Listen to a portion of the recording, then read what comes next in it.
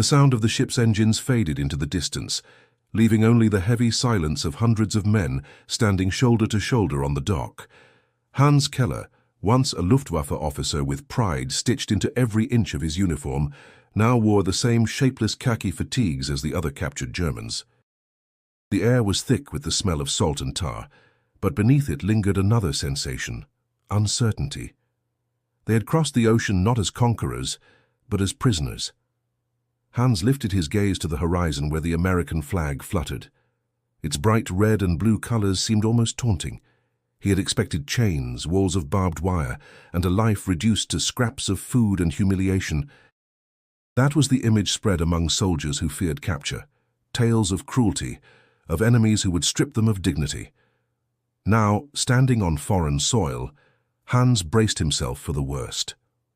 Before we follow his journey deeper, don't forget to subscribe to the channel. By staying with us, you'll uncover stories of unexpected humanity hidden inside the darkest chapters of history. The column of prisoners shuffled forward, boots grinding against the wooden planks. Armed guards flanked them, rifles steady but not menacing. Their uniforms were neat, their faces calm, and though the weapons were real, there was none of the anticipated fury in their eyes. Hans studied them carefully.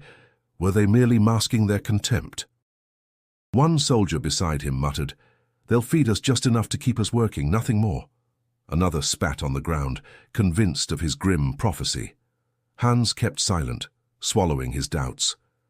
As the group boarded the waiting trucks, he glimpsed the landscape beyond the harbor. Broad roads, low buildings painted in pale colors, trees still thick with green despite the late summer heat. It was not the wasteland he had pictured in his mind. The ride inland stretched for hours. Dust trailed behind the convoy as it rumbled across the Texas plains.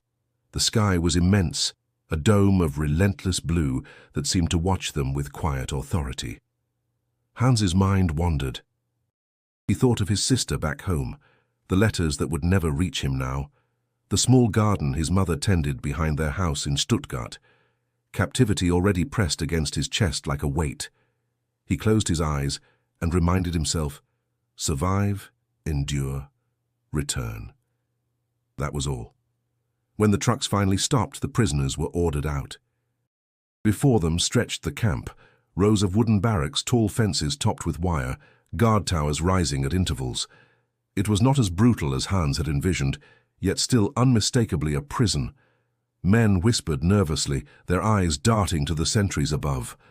Hans adjusted his cap, jaw tight.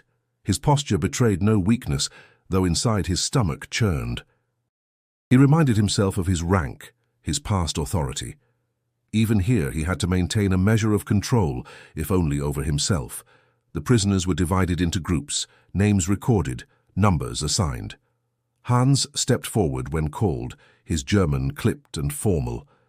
The American officer behind the desk did not sneer or shout. He simply noted the details and moved on. Efficiency, not hatred, guided the process. That unsettled Hans more than open hostility would have. He had prepared himself to resist cruelty, but what defense did he have against indifference, or worse, unexpected fairness? As the sun began to sink, shadows stretched long across the camp. Men collapsed onto bunks inside the barracks, murmuring about rations, about escape, about home. Hans sat quietly, back straight, listening. The air smelled of wood and sweat, but also of something unfamiliar, possibility. He would not admit it aloud, not yet, but part of him wondered if captivity here would prove more complicated than he had feared. Not because of suffering, but because of something far more dangerous to a soldier trained in loyalty, the temptation to see his captors as human. And with that thought gnawing at him, Hans lay back on the rough mattress, staring at the wooden ceiling, unsure if he was stepping into a nightmare or the beginning of an unexpected transformation. The first morning inside the camp began not with shouts or blows, but with the ringing of a bell. The metallic clang echoed across the rows of barracks, calling the prisoners into order. Hans Keller rose from his bunk, his body stiff from the wooden planks beneath the thin mattress. Around him men stretched, muttered, and buttoned their coarse uniforms. He had expected the rattle of chains, the kind of degradation whispered about during the war, but what greeted him was routine, strange, almost civilized. Stepping outside, Hans squinted at the Texan sun already blazing high. The air smelled of dry earth, mingling with the faint aroma of food drifting from the kitchen hall. He glanced around. Guard towers stood tall at the corners of the compound, rifles resting in the arms of soldiers who scanned the camp below. Yet their faces showed neither contempt nor cruelty. They looked bored, like men fulfilling duty rather than feeding hatred. Karl Fischer, the young Bavarian soldier Hans had met on the journey inland, fell into step beside him. Karl's face carried boyish eagerness, even under the weight of captivity. "It's not what I expected," Karl whispered. Hans kept his expression measured. "Do not be fooled. A cage is still a cage, even if the bars are polished." Karl tilted his head, unconvinced. "But do you smell that?" "Real bread. They're baking it for us, bread, Hans. Back home my mother waited hours for a crust, and here he let the words trail off, a smile tugging at his lips. Hans resisted the temptation to reply. To acknowledge comfort was to betray the severity of their situation, and he would not allow himself weakness. Still, when they entered the dining hall, his composure wavered. Rows of long tables were already set with trays. Steam rose from bowls of stew, and thick slices of bread lay ready beside them. The men hesitated, glancing at one another. One prisoner muttered, "It's a trick. They want us to lower our guard." Another grinned with disbelief, already reaching for food. Hans sat eyeing the tray placed before him. The stew smelled of onions, potatoes, and beef, simple, hearty. Slowly he lifted the spoon to his lips. The warmth spread through his chest, almost painful in its familiarity. He had braced for hunger, and instead found himself eating better than he had in the final months of the war. Karl devoured his portion eagerly. Between bites he murmured, "If this is captivity, then perhaps I can survive it." Hans gave a quiet, cautious reply. "Survival is not just the body, Karl. They will try to reach our minds." After the meal, the prisoners were marched back to the yard for roll call. Captain Robert Hayes, the American commander of the camp, addressed them. He was a man of measured stature, his uniform crisp, his voice steady. He spoke German with the aid of a translator, but held himself with confidence. "You are soldiers," Hayes declared. "You fought with courage, and now you are prisoners of war. You will be treated according to the rules of the Geneva Convention. You will have food, shelter, and work. If you respect the order of this camp, you will be safe here." A murmur spread through the prisoners. Some scoffed, others exchanged wary glances. Hans studied Hayes carefully. His tone carried no mockery, no gloating. It was direct, almost respectful. That unsettled Hans more than threats would have. Later, back in the barracks, Karl could not contain his wonder. "Did you hear him? He promised safety." "Safety, Hans, do you think he meant it?" Hans leaned against the wall, eyes distant. "Promises are weapons too. Remember that." Still, as night settled and the camp quieted, Hans could not deny the stir of unease within himself. He had armed his heart against cruelty, not kindness. And as he lay awake, listening to the steady hum of the Texan insects outside, he realized that captivity here might test him in ways he had never imagined.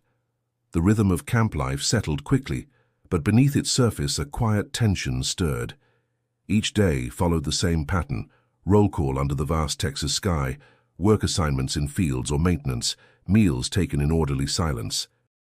Yet the real battle unfolded not against the guards or the fences, but among the prisoners themselves. Hans Keller walked the perimeter during evening free time, his boots crunching against gravel. He kept his back straight, scanning the yard like an officer inspecting troops. Old habits died hard. Around him, clusters of men gathered in low conversations. Some laughed as if they were students again, relieved to breathe without bombs overhead. Others whispered fiercely, their faces hard, their voices sharp with anger. Karl Fischer joined him, his expression troubled. "Hans, have you heard them? Some men say we must remain true to the Reich. That to accept food, to smile at a guard, is betrayal." Hans gave a measured glance toward a group huddled by the barracks. Their leader, Otto Weber, stood tall and imposing. Once a sergeant in the Wehrmacht, Otto carried himself with the authority of a man who thrived on command. His eyes burned with conviction, as he lectured the men around him. Hans could not hear every word, but phrases drifted on the wind: honor, loyalty, shame. "They believe surrender is weakness," Hans said quietly. "They cling to what they know, because to question it now would be too painful." Karl hesitated. "But isn't there truth in loyalty? Without it, who are we?" Hans's jaw tightened. He had asked himself the same question since stepping onto American soil. For years, loyalty had defined him. Loyalty to his unit, his homeland, the cause that once seemed unshakable. But as the days stretched on, that certainty began to fray. One evening, Otto confronted him directly. It happened after supper, when men lingered outside the barracks in the fading light. Otto's voice cut through the murmurs. "Keller," he called, striding across the yard. "I walk like an officer, but you stand silent while these men forget who they are. You should remind them of their duty." Hans faced him calmly, though the eyes of dozens now turned toward them. "And what duty do you mean, Weber? To starve ourselves out of defiance? To spit at food placed before us?" "To resist," Otto barked, his fists clenched. "To show these Americans that we are not weak, that we are soldiers of the Reich, even in chains." A murmur of approval rose from Otto's supporters. Karl shifted nervously beside Hans. Hans's voice stayed even. "We are prisoners. Resistance here is not honor, it is foolishness. The war is fought elsewhere, not inside these fences." Otto sneered. "You sound like them already." "Perhaps captivity has softened you." The words cut sharper than Hans expected. For a moment he felt heat rise in his chest, the sting of accusation, but he forced himself to breathe steadily.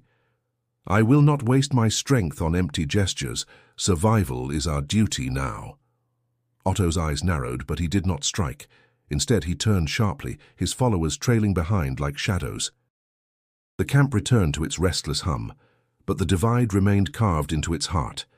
That night Hans lay awake, the ceiling looming above him like a question he could not answer. He remembered Hayes's steady voice, promising safety if rules were followed. He remembered Otto's fire demanding loyalty at all costs. Between those two poles stretched the path he must walk, uncertain and precarious. Outside, the cicadas droned endlessly in the hot Texas air. Karl, asleep nearby, stirred and mumbled in dreams. Hans turned onto his side, eyes heavy but mind unsettled. The war had not ended at the fences. It had simply changed shape. And as he drifted into uneasy sleep, he knew the real conflict was only beginning. The days that followed fell into a rhythm so strange that Hans sometimes forgot he was a prisoner. The fences were still there, the towers still loomed above, but within those boundaries life acquired a pulse of its own. Morning bells called the men to roll, meals came at their appointed times, and then work began. What surprised Hans most was not the structure, but the trust that threaded its way through the routine. Groups of prisoners were escorted outside the camp to work in the fields. Hans found himself among rows of cotton stretching toward the horizon, the plants whispering in the hot wind. The guards stood at a distance, rifles slung lazily over their shoulders, more watchful than threatening. Farmers supervised the labor, their weathered faces etched by sun and soil. At first their eyes carried suspicion, but as the days passed, they treated the Germans with a reluctant practicality. Karl, of course, found wonder in everything. He tugged at the cotton bolls and laughed. "I never imagined I would harvest crops in America," he said, his accent thick but his grin irrepressible. Hans gave him a steady look. "Do not forget, Karl, we are still under guard." "Yes," Karl replied, tossing a bowl into the sack slung over his shoulder, "but for a moment it feels almost normal." Back inside the camp, afternoons filled with games. Some men carved chess sets from scraps of wood. Others kicked a ball stitched together from rags, their laughter echoing across the yard. Hans observed, never fully surrendering to joy, yet unable to ignore the relief these diversions offered. Even the guards watched with faint amusement, as though recognizing the simple humanity unfolding before them. Letters arrived once a month, though every envelope bore the scars of censorship. Sentences were blacked out, paragraphs missing, yet they carried pieces of home. Hans held one from his sister, the words shaky but determined. She wrote of scarcity, of nights spent in basements during air raids, of children growing thin. Each line pulled at Hans's chest, a reminder that even in captivity he lived more comfortably than those he loved. Carl received a letter too, his whole face lighting as he read. "My father says the barn still stands. The cows survived the last bombing. He even jokes that they give more milk when frightened." He laughed, though his eyes glistened. "It is not much, but it is hope."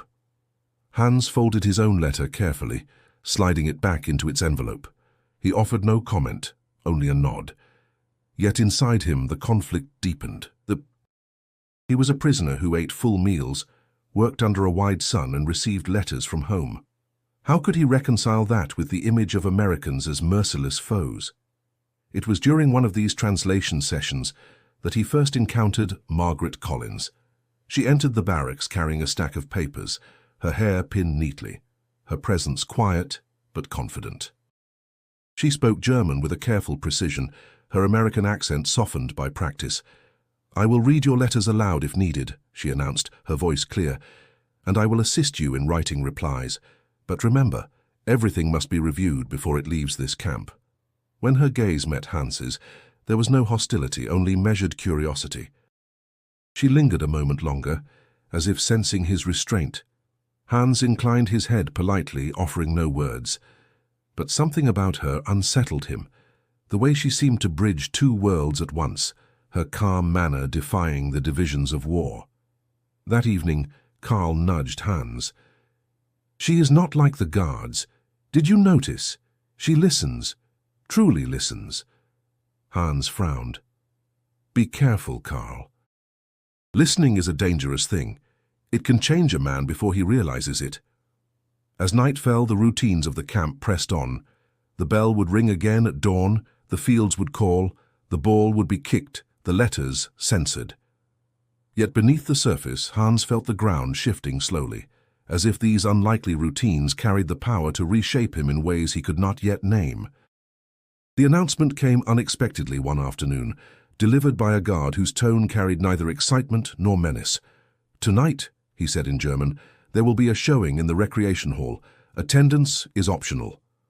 A ripple of confusion spread through the prisoners. A showing? Whispers darted from man to man like sparks across dry grass. Some laughed bitterly, calling it propaganda. Others speculated about what the Americans wanted to prove. Hans Keller, standing near the edge of the group, felt his chest tighten with suspicion. Nothing was given freely. Everything carried intent. Carl Fischer, however, practically bounced with anticipation. "A film, Hans, can you imagine? I haven't seen one since before the war. Perhaps it will be news from home or something with music, maybe even a comedy." His grin widened. "I almost forget what laughter sounds like on a screen." Hans shook his head. "Be careful. Laughter can be a weapon." When evening arrived, the men filed toward the hall.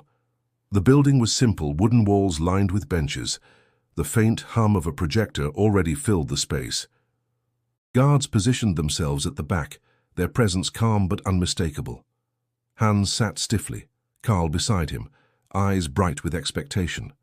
Around them, the atmosphere buzzed with uneasy anticipation.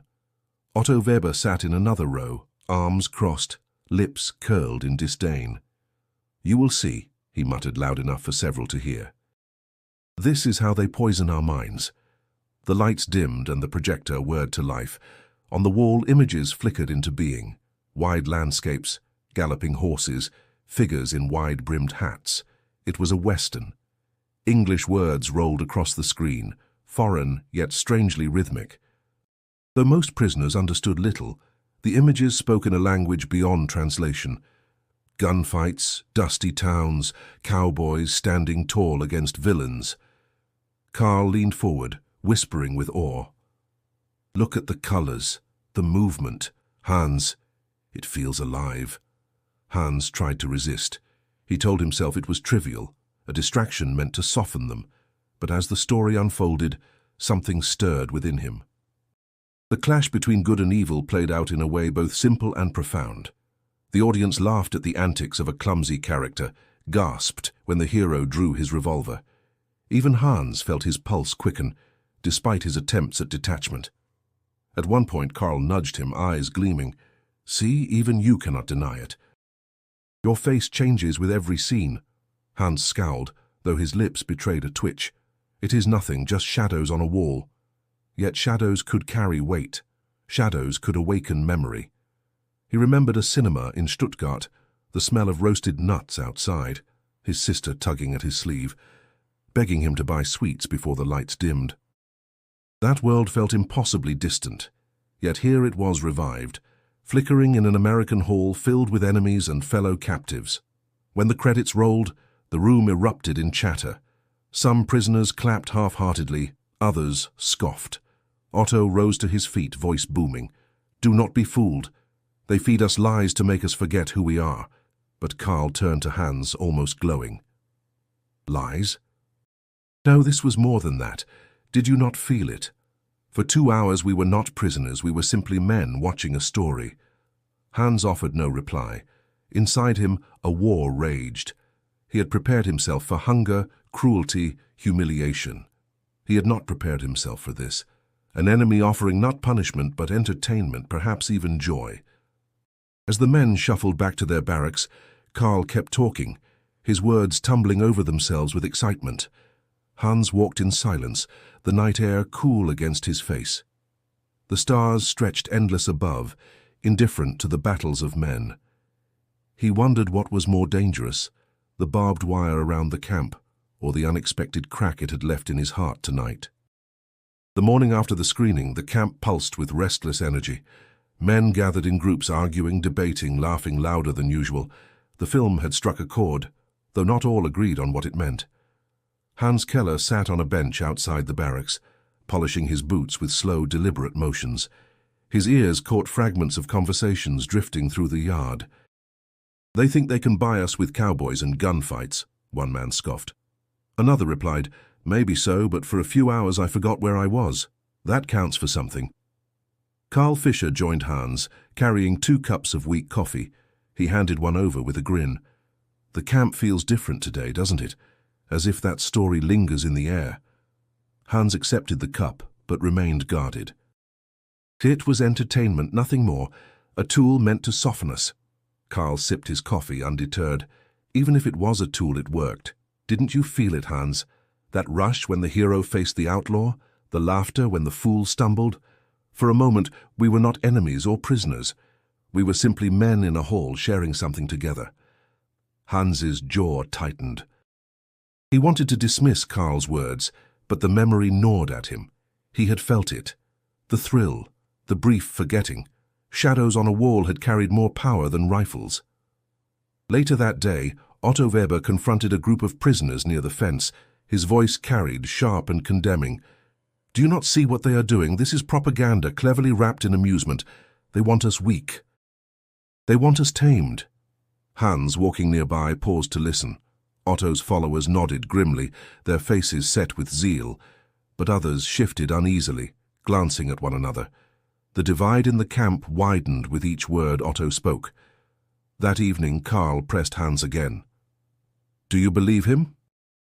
"That we are being tamed?" Hans stared at the ceiling of the barracks, the wood grain etched with years of use. "Perhaps. But taming does not always come with chains. Sometimes it comes with choice. That is more dangerous." Carl frowned. Dangerous? Or freeing? The question lingered in Hans's mind long after Carl drifted to sleep.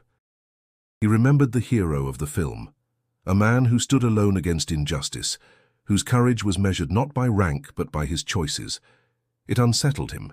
He had spent years believing courage was obedience, discipline, loyalty to a cause. Yet on that screen, courage had taken another shape. The following week brought another subtle shift. Guards allowed more time outdoors, letting prisoners linger after work in the fields. Some played football in the yard, their laughter rising above the fences. Others whittled wood, carving shapes with surprising care. Hans walked among them, feeling the camp transform into something both ordinary and strange. One afternoon, Margaret Collins appeared again, translating a notice pinned to the board. Her voice carried clearly as she explained new work rotations. When she finished, a few men asked her questions. She responded with patience, her German steady, her manner calm. Hans caught her gaze briefly. Something flickered there, not pity, not superiority, but curiosity. For an instant he wondered if she too recognized the subtle change taking root among the prisoners. That night, Hans lay awake listening to the quiet rhythm of breathing around him. He thought of Otto's fire, Karl's hope, the film's shadows, and Margaret's calm voice bridging two worlds. Seeds had been planted, of doubt, of curiosity, of longing. He could not say what they would grow into, but he knew this much. Captivity was no longer only about fences and rations. It was about the slow, invisible war inside the heart. The Texas sun bore down relentlessly, bleaching the sky into a pale sheet of heat. Each morning, the prisoners filed into their work assignments, and though the guards accompanied them, the atmosphere often felt less like punishment and more like reluctant cooperation. Hans Keller noticed how the Americans conducted themselves. Rifles slung casually, commands delivered firmly but without cruelty. Discipline remained, but hatred seemed absent. In the fields, Hans worked beside Carl Fischer, pulling weeds between rows of corn. Their hands darkened with soil, sweat dripping down their foreheads. The farmer overseeing them, a stocky man with leathery skin, barked short orders but never struck or insulted them. When Carl stumbled from the heat, the farmer muttered something in English and handed him a canteen. Carl drank eagerly, nodding his thanks in broken words. Hans observed in silence, unsettled. A part of him wanted to resist even gratitude, yet another part recognized the simple humanity in the gesture. That evening, back in the camp, small exchanges like this became subjects of conversation. "They are not the monsters we were told," one prisoner murmured. Another countered sharply, "Do not be deceived. Kindness can enslave more tightly than chains." Hans kept his thoughts guarded, though the question gnawed at him. What if kindness could indeed be a weapon, but one that changed rather than broke? Margaret Collins appeared frequently during these weeks, translating notices and letters. Her German was precise, her presence steady. Prisoners often approached her with questions, some clumsy, some curious. She responded without condescension, explaining with patience. One afternoon, Hans found himself unexpectedly engaged in conversation with her. She was reviewing a translated document when he stepped forward to clarify a phrase. "You have written labor detail," Hans said in German, his tone polite yet distant. "Does that mean the same group each week, or will rotations change?" Margaret adjusted her glasses, glancing at him briefly. "Rotations will change. It allows for fairness, so no one is stuck with the hardest tasks." Hans raised an eyebrow. "Fairness in a prison camp. That is unusual." Her gaze lingered on him, thoughtful. "Perhaps. But fairness costs nothing, and it keeps men from breaking too quickly." Hans considered her words, uncertain whether they were pragmatic or compassionate. Karl, standing nearby, broke into the conversation with boyish enthusiasm. "Your German is excellent. Did your parents teach you?" Margaret smiled faintly. "My grandparents. They came from Hamburg long before this war. At home we spoke both languages." Karl's eyes lit up. "So you understand both worlds?" She tilted her head. "Understanding is not the same as belonging." With that, she gathered her papers and walked away, leaving Hans with an unfamiliar ache of curiosity. That night the barracks buzzed with conversations about her. Some mocked her as a tool of the Americans, others spoke with quiet admiration. "Karl, as always, was enchanted. She treats us like men, Hans, not like enemies." Hans frowned. "Perhaps that is the most dangerous treatment of all."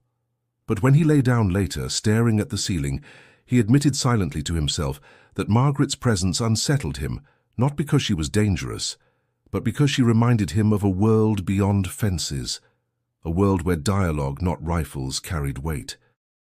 The camp life unfolded with these contradictions. Harsh heat softened by simple acts, enemies who shared water, translators who spoke with patience. Hans felt caught between loyalty to the iron principles drilled into him and the fragile, dangerous realization that humanity could exist even here. As dawn approached once more, cicadas humming outside the barracks, Hans sensed the slow but undeniable shift within himself. Captivity was no longer defined only by fences and orders. It was now a mirror, reflecting truths he had never been forced to see. The morning the letters arrived, the mood in the camp shifted palpably. Men clustered near the bulletin board, waiting for their names to be called, their faces taut with expectation, hope, or dread. For many, these scraps of paper carried more weight than any weapon, fragments of a distant life, reminders of who they once were before uniforms, battles, and surrender. Hans Keller stood still, arms crossed, eyes fixed forward as names were read aloud. When the word Keller finally echoed across the yard, his heart jumped despite himself. He stepped forward and took the thin envelope in silence, the paper soft and worn at the edges. The handwriting was unmistakable, his sister Lotte's, elegant yet hurried. He opened it slowly. "Dear Hans, there is no more meat.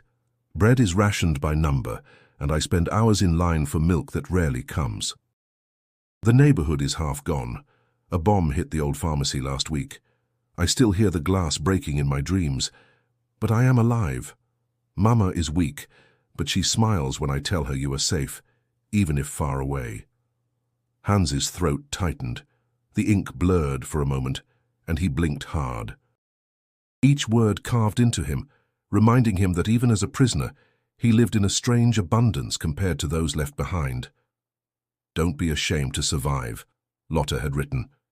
"Survival is an act of resistance too." He folded the letter carefully, placing it in the chest pocket of his shirt as though it were made of glass. Carl arrived minutes later, waving his own envelope. "From home," he beamed, cheeks flushed. "My father says the chickens are still laying and he traded eggs for boots. Can you believe that? Real boots." Hans managed a faint smile, though it didn't reach his eyes. "That's good news." Carl noticed the shift. "Yours was not."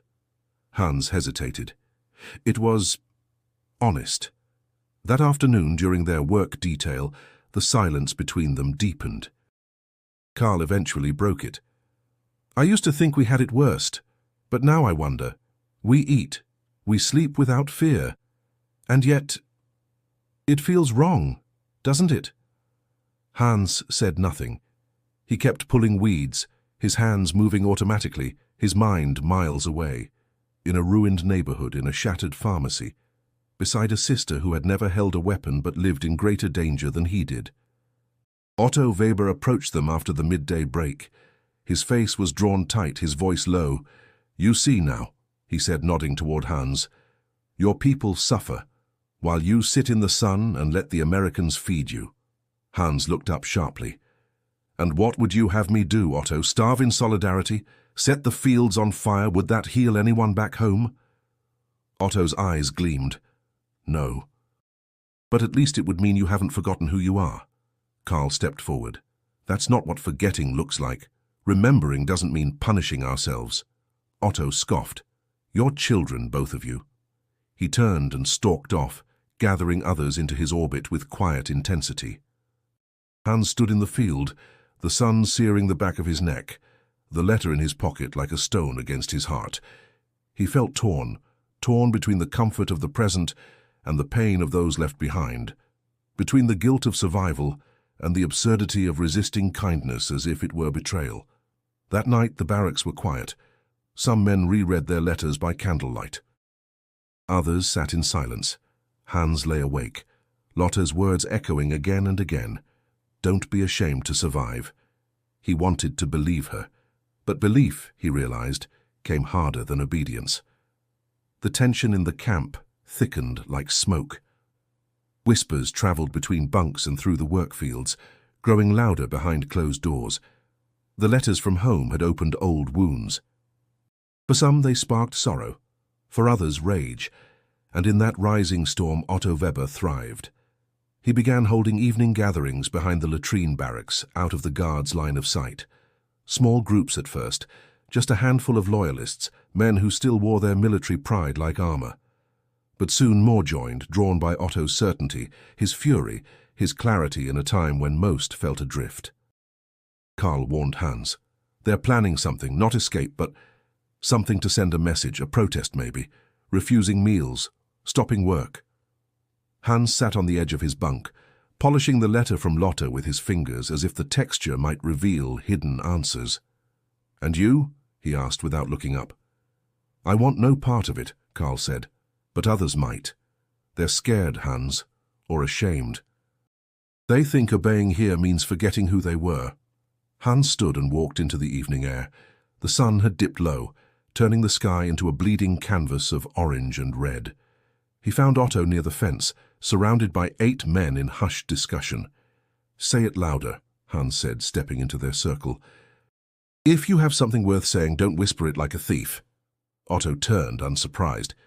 "You've grown bold, Keller, or are you just desperate for a cause again?"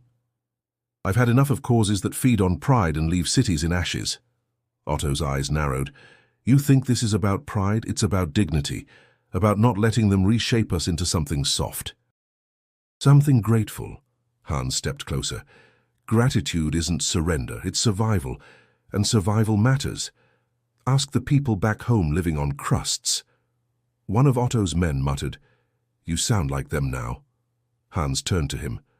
"No, I sound like someone who's seen enough death to know when silence is more honorable than empty rebellion." Otto's voice sharpened. "Then you'll stay silent as they parade their freedom in front of us. You'll let them turn us into spectators of their stories, while ours rot in silence." "Their stories may not be ours," Hans said, voice steady, "but they remind us we're still human. And that's more than anything you offer." The air between them buzzed with electricity. For a moment, Hans expected Otto to strike. But instead, Otto laughed once, dry, cold. "You're already gone," he said. Just another mouth eager to praise the enemy for scraps. Karl arrived then, breathless. "Captain Hayes is coming." He heard about the meeting. The group scattered quickly, slipping into shadows. Hans remained where he stood. When Hayes arrived with 2 guards, he glanced at Hans but said nothing. He turned, issued a quiet warning to the perimeter, and left as quickly as he came. That night, silence ruled the barracks. Men lay awake with hearts pounding. No one spoke, but everything had changed. Lines had been drawn, not by force, but by choice. Karl turned in his bunk. "You did the right thing, Hans." Hans stared into the dark. "The right thing doesn't always bring peace, but it brings clarity." Hans didn't answer. His mind was too loud, filled with faces from the past, the sound of Lotte's words, the hum of the projector, and Otto's accusations echoing like a drumbeat. As he closed his eyes, he felt the burden settle deeper. This was no longer about war or country. It was about what kind of man he chose to be when no one was ordering him anymore. The projector hummed again a week later. Another film night, announced without fanfare, but met with a quiet buzz of anticipation. The previous screening had sparked arguments, hopes, divisions. This time the prisoners approached with warier hearts, but they came, Hans included. He sat near the back of the hall, arms crossed, jaw set. He told himself it was just to observe, to see how the others reacted. But deep down, a small, stubborn part of him wanted that flicker again, that strange spark of something forgotten. Karl sat beside him, eyes wide as the film began. This time it wasn't a Western. It was a quiet drama, centered on a family struggling through the Great Depression. The dialogue was slower, the pace more reflective. Yet the silence in the hall deepened as the story unfolded. A father trying to keep dignity without work, a mother holding her children together with patience and worn hands. Arguments over bills, over dreams deferred, not heroes or villains, just people. Hans watched as the protagonist, a man once proud and certain, stood in a soup line, shoulders hunched, shame pressing down like a weight. The actor's face was weathered, his eyes hollow with desperation. Hans didn't understand every word, but the meaning was clear. He felt something tighten in his chest. Karl leaned over and whispered, "It's like my uncle, after the First War. He used to walk 5 kilometers just to sweep floors for bread." Hans nodded faintly, unable to reply. The screen flickered, and the man on screen returned home empty-handed, hiding his failure behind a forced smile. His daughter, too young to understand, hugged him anyway. The prisoners sat motionless. Even Otto, 2 rows ahead, didn't speak. When the lights came back on, the silence lingered longer than expected. Men shuffled out slowly, heads bowed. Outside, the night air was cool against flushed skin. Carl broke the quiet first. "I didn't expect to feel that, like it was for us, or about us." Hans exhaled long and low. It was about being powerless, about trying to keep your soul when the world won't let you. Carl turned to him. "Do you think Americans understand that too?" Hans didn't answer right away. He thought of Margaret's voice, clear and calm, of the farmer who shared water in the field, of the guards who didn't spit at them, who watched films with them now from the back of the hall. "Maybe suffering doesn't need a flag," Hans finally said. "Maybe it's the one thing we all speak fluently." Later that week, Margaret brought a small cart of books to the recreation barrack. Simple novels, translated classics, magazines. She spoke to no one in particular, only said, "If anyone wishes to borrow, you may." Hans picked up a book titled Of Mice and Men. He'd heard of it vaguely. As he thumbed through the pages, he noticed Carl scanning an English primer with wide-eyed determination. "You're trying to learn it?" Hans asked. Carl grinned. "Why not? Maybe one day I'll need it. Maybe not. But I like the sound of it." Hans smirked faintly. "You like everything, Carl." Carl shrugged. "Not everything. Just the things that give me hope." Hans turned the pages again, letting the words settle on him. Fiction, yes, but fiction that pressed on the heart, that asked questions no uniform could answer. That night, lying in his bunk, Hans couldn't sleep. He stared at the ceiling, words tumbling through his mind, not in German, not even in English, but in feelings, in images. Stories were more than distractions, he realized. They weren't just tools of propaganda or manipulation. They were reflections, sometimes sharp, sometimes soft, but always honest. And the more he listened, the more he feared and hoped that they might be changing him. It was late April when the first rumor reached the camp. A whisper passed from bunk to bunk, growing louder with each retelling. Berlin was under siege. Some said the Red Army was already in the suburbs. Others insisted Hitler was dead, or close to it. No one could confirm anything, but the tremor it caused was undeniable. Hans stood by the fence, watching the wind stir the tall grass beyond. His thoughts were brittle, his chest tight. He had known this day would come, had felt it looming with every softened meal, every tired word in Lotta's letters. But now that it was near, it felt like staring into the collapse of a world. Carl approached, his steps quieter than usual. "They're saying it's almost over," he said, "that we've lost." Hans didn't answer. Carl continued, "Do you think it's true?" Hans turned to him. "If it is, then everything we knew is gone." Behind them, Otto Weber's voice rang out like a shot. He stood atop a bench near the mess hall, flanked by his most loyal men. "Do not believe the lies of our enemies," he shouted. "This is a psychological attack. They want to break your minds before they break your bodies. Stand firm. Trust the fatherland." A few cheered, but more stood silent. Doubt flickered in their eyes, doubt no amount of shouting could erase. Later that evening, Hans found Otto alone near the water station, rinsing his hands. He approached quietly. "It's over, Otto. Even if Berlin still stands today, it won't tomorrow." Otto didn't look up. "You think I care what some British broadcast says? You've been listening to their stories too long." "You've become soft." "I've become honest." Otto's gaze snapped to him, sharp and furious. "You want to give up, but surrender is not the same as peace. They'll use us, twist us, and laugh while doing it, and you'll help them." "I'm not helping anyone," Hans said, voice tight. "I'm trying to live, not for flags or speeches, but for people, for what's left of my family." "For myself." Otto stepped forward, close enough for Hans to smell the dust and sweat on his collar. "Then you're already dead." That night, Otto gathered his men again, more than before. They spoke in hushed tones, their movements tense. Hans and Carl watched from across the yard. "They'll do something reckless," Carl said. "They can't accept it." "They need this war to mean something." Hans nodded slowly. but meaning isn't found in desperation. The next morning, a scuffle broke out near the kitchen. One of Otto's men had smashed a storage crate and shouted slogans until the guards dragged him away. It was small but enough to rattle the camp. Captain Hayes addressed the prisoners that afternoon. He stood on the mess hall steps, hands behind his back. "We understand emotions are high. You will be kept informed of official news. But let me be clear. Any act of sabotage or violence will be treated seriously. We are not your enemies, but we will maintain order." The message was calm but firm, and it worked for now. That night the camp was quieter than usual. Hans lay on his bunk, staring at the wooden beams above. The smell of dust and sweat clung to the air. Carl spoke from the bunk below. "When this ends, what will we return to?"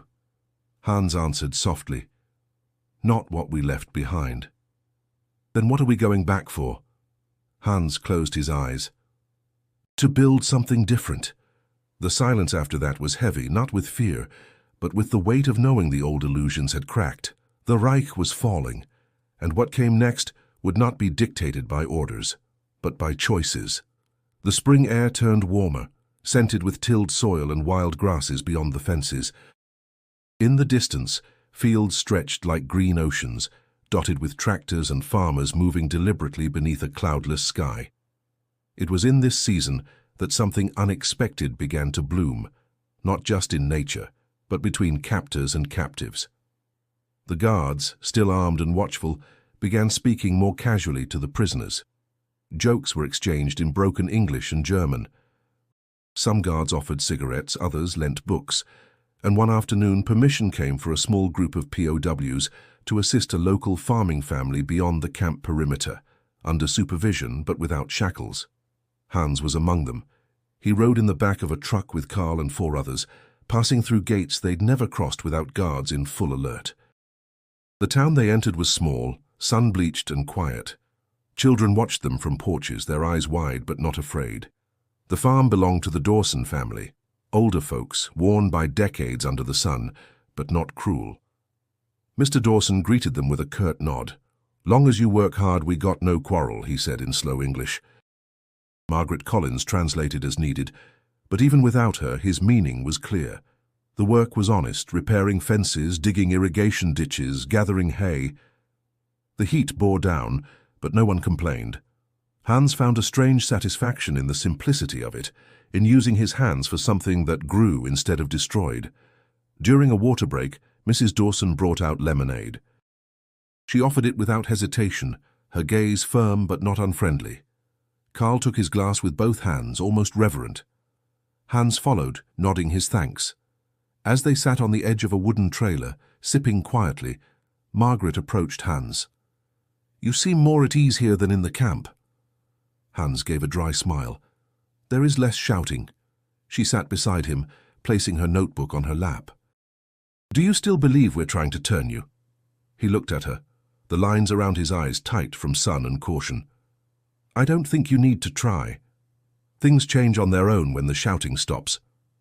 Margaret considered that, then asked gently, "What will you do when you return to Germany?" Hans hesitated.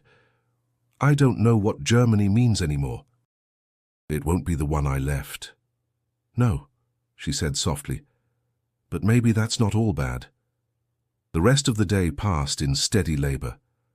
As dusk approached, the prisoners loaded back into the truck. Mr. Dawson stood beside his barn and gave a simple nod. "You worked well." On the ride back, Carl leaned his head back against the wooden panel. "Do you think they'll let us go there again?" Hans didn't answer right away. He stared at the open sky, then said, "They trusted us, even a little. That means something." Inside the camp, other prisoners watched curiously as the group returned. Some sneered, others asked questions. Otto was silent. He stood by the barracks door, arms crossed, but said nothing. Later that evening, Hans sat on a bench by himself, hands still sore from the work. Margaret's question echoed in his mind. "What will you do when you return?" He wasn't sure, but for the first time, the future didn't feel like a sentence. It felt like a blank page. Carl joined him, holding a small book. "They let me borrow this from the library," he said. It's in English. I want to try. Hans looked at the cover. You'll need help with the words. Carl grinned. You'll help me. Hans shook his head, but took the book anyway. As he opened it, something quiet but firm settled in his chest, like the first stone laid in the foundation of something better. The official word came on a pale morning in early May. Captain Hayes stood before the assembled prisoners in the yard, flanked by 2 translators and a clipboard that seemed far too small to carry the weight of what he was about to say. The war in Europe is over, he began, his voice calm but clear. Germany has surrendered. The Reich is finished. You are no longer prisoners of a warring enemy, but military detainees under international agreement. Silence fell over the camp like a falling sheet of glass, clear, fragile, final. Hans Keller stood motionless. His breath caught somewhere between relief and grief. Carl beside him exhaled softly, as if he'd been holding air in his lungs since the day of their capture. Otto Weber was not silent. He turned and barked something guttural in German, an obscenity, a denial no one knew for sure. Then he walked away. Over the next hours, the camp splintered, not physically, but spiritually. Men wandered the yard as if sleepwalking.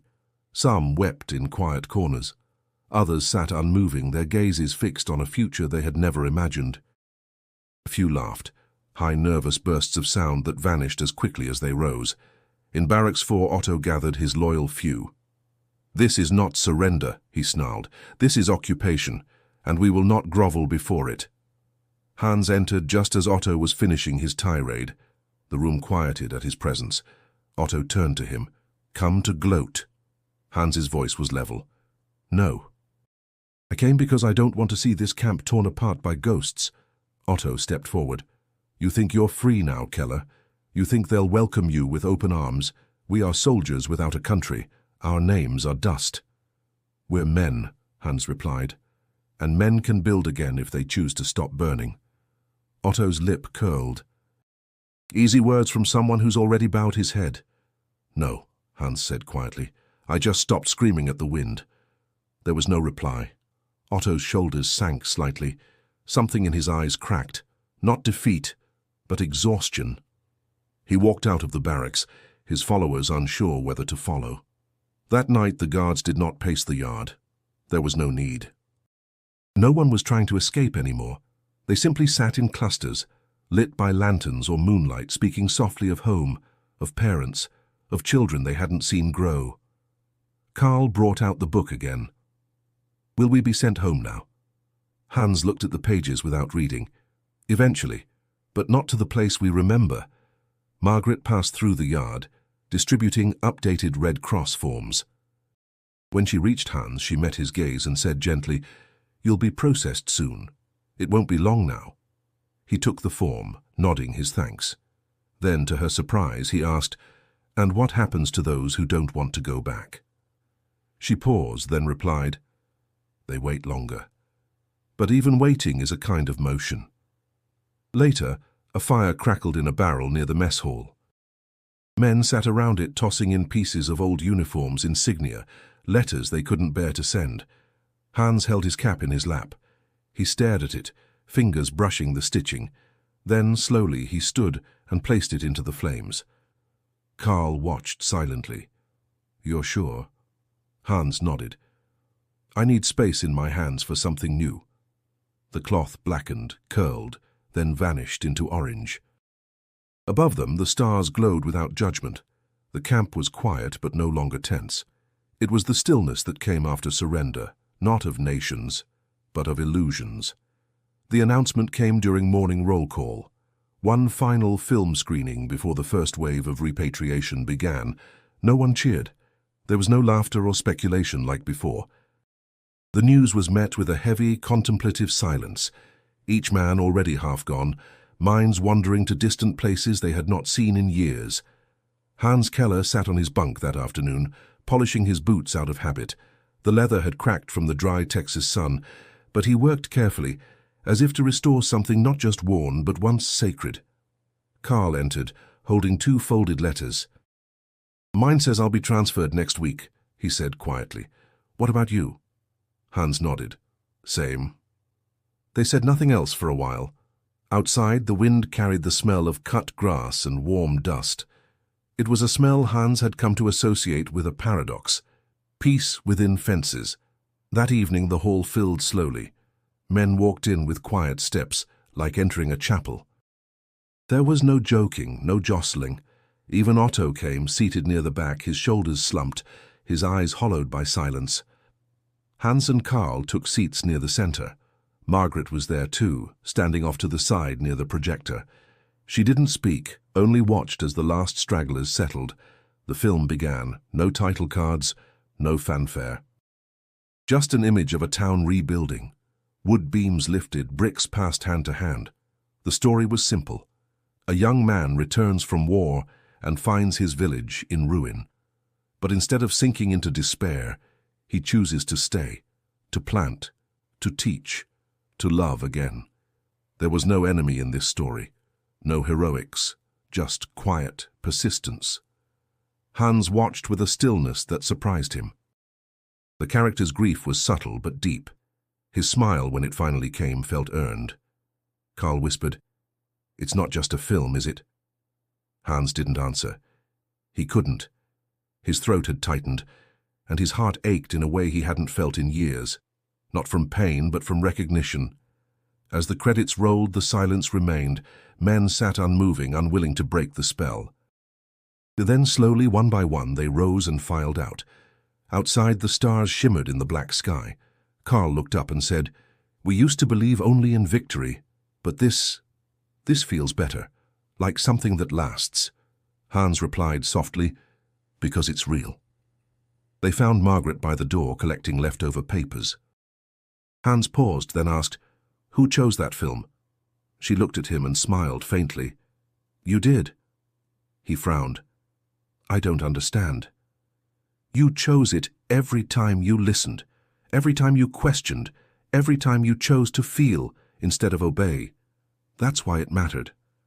Hans nodded slowly. "Then thank you for bringing it to us." Karl stepped forward. "Will we be remembered?" Margaret tilted her head. "Not for what you wore, not for who you fought for, but maybe for what you became after." The wind picked up, warm and constant. Back in the barracks, Hans sat on his bunk, holding his release letter. His name was printed neatly, without rank. Just Hans Keller, no insignia, no nation, just a man. Karl looked across from his bunk. "Tomorrow starts something new, doesn't it?" Hans looked down at his hands, once used to salute and carry weapons, now calloused from digging and lifting. "Yes," he said, "and this time we choose what it becomes." Outside, the generator shut off. The camp fell into darkness, but it was not the kind of darkness Hans feared. It was the kind that comes just before a new day. The day of departure arrived beneath a sky brushed in soft grey. A convoy of trucks waited near the front gate, engines idling quietly. No cheers marked the occasion, no banners waved. It wasn't the end of a war or a celebration of freedom. It was the quiet beginning of something uncertain. Hans Keller stood with a satchel over his shoulder, the weight of its contents modest. 2 shirts, a comb, a worn book, and the last letter from his sister. Around him, men said quiet goodbyes, some with handshakes, others with nods. Even Otto, once defiant, stood alone by the fence, watching without speaking. Karl approached, adjusting his cap. "I wonder what Germany looks like now," he said. "What's left?" Hans replied. "We'll find out soon enough." As they approached the trucks, Captain Hayes stood waiting with Margaret Collins beside him. Hayes extended his hand. "You kept your word, Keller. Not every man did." Hans took it without hesitation. "I kept it because someone here treated me like I might be more than just a prisoner." Hayes nodded once. "Take that with you." "Most men lose it when they cross back over." Margaret handed Hans a small envelope. "From the Red Cross, travel details, final instructions. And something else." He opened it briefly, then met her eyes. "Is this what closure feels like?" "No," she answered. "This is just the door. What you walk into is entirely up to you." Karl gave her a shy smile. "Will you ever come to Europe?"